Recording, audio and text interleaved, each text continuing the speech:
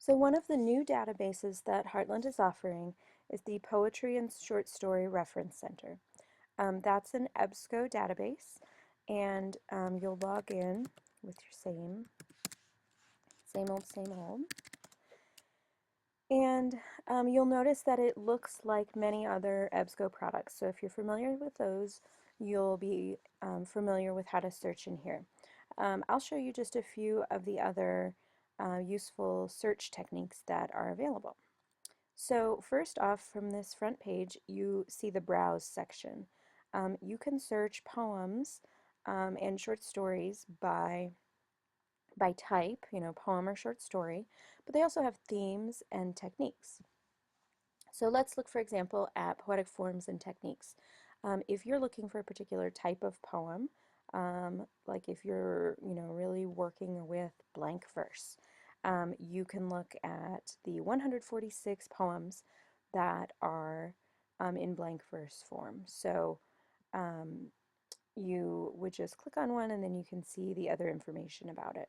Now notice that this one does not say PDF full text over here.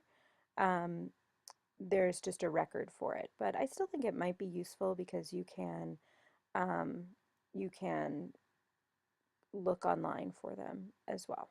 Okay? Um, so that's one way to search. Another, so you can explore all these different things as well. Kind of the basic way to search would be to do a general, if I wanted to find funny things. Actually, I had a teacher recently ask me if I could find some funny short stories because they had been reading too many depressive things. So if I just put in humor, that's a keyword search, and here are my results. I can narrow it. I do want full text. Um, I want literary works, and actually what I wanted are short stories. So I could narrow it like this. Um, and I could continue down. One thing I've noticed under language, there are a lot in Spanish.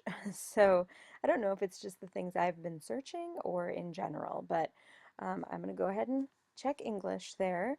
Um, and let's see, anything else? Subject will help me narrow with how things are labeled. So I want it to be a short story. I want it to be, I guess, wit and humor is a good subject. So that gets me down to 10.